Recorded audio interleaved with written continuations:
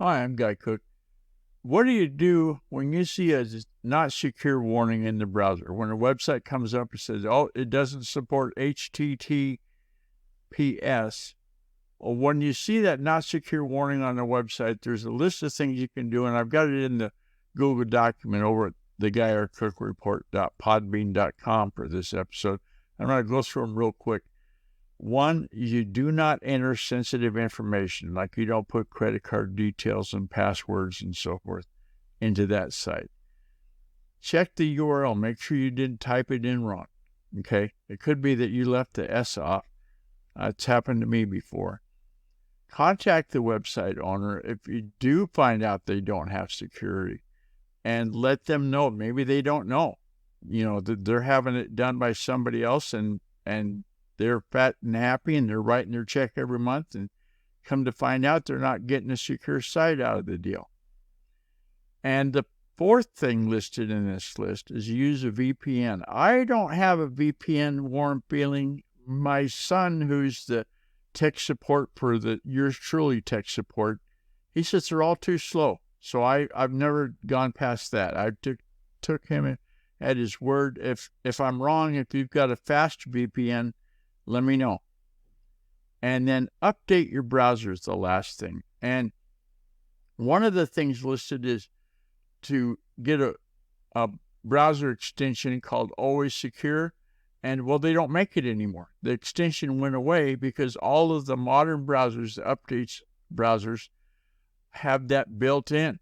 So you don't have to get an extension to make sure that the site's content is secure, because it's going to be if you've got a late model browser. Hi, I'm Guy Cook, and years ago, I did a consult with the 911 call center over in Kitsap County in Washington State, and I got introduced to Notepad++ for Windows.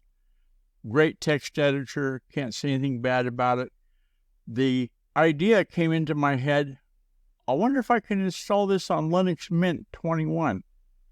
Well, you can, and I've got the steps outlined in a document on the GuyRCookReport.podbean.com website, and those steps will get you there. Get Notepad++, but you're running it under Wine. So you're basically running it in a Windows emulator. I went back to the Linux text editor that I've got. But anyway, I've got that show note.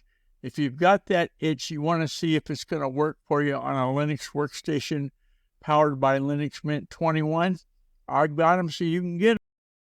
Hi, I'm Guy Cook, and this episode is about how I got beat up by the artificial intelligence. I asked it, how do I get the HTTPS Everywhere browser extension into Chrome? And so it wrote up a bunch of instructions on how to add it to Chrome. So I went to the Google Play Store, full expecting to see it extension there.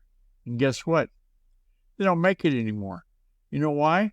Because in modern browsers, the latest versions all support having HTTPS only extension put onto the front end of the website address, so you don't have to worry about it being secure or not. Imagine that.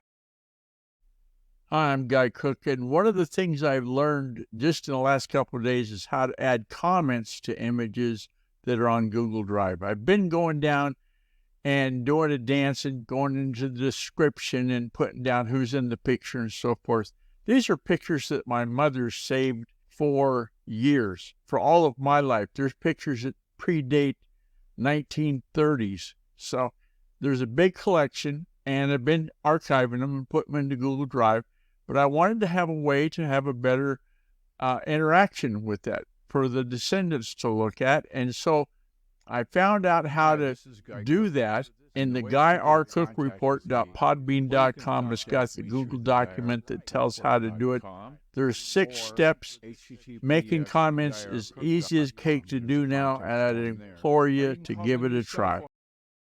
Hi, I was gifted recently a trip to Branson, Missouri, and instead of telling you that long story, one of the things I observed on the flight down there from Washington State, where I live, was that people were watching movies on their laptop, their Chromebook, whatever, and had wireless Bluetooth headphones connected.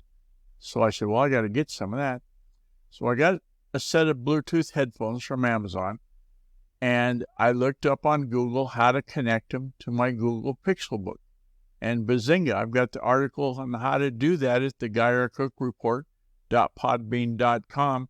Take a look at that. Easy as cake to do and a great time saver as well. Hey, to contact me, use the secure contact form on GuyRCook.com. If you like this episode on YouTube, and give it a thumbs up on YouTube.com and click the bell to subscribe to future episodes. It's a wrap.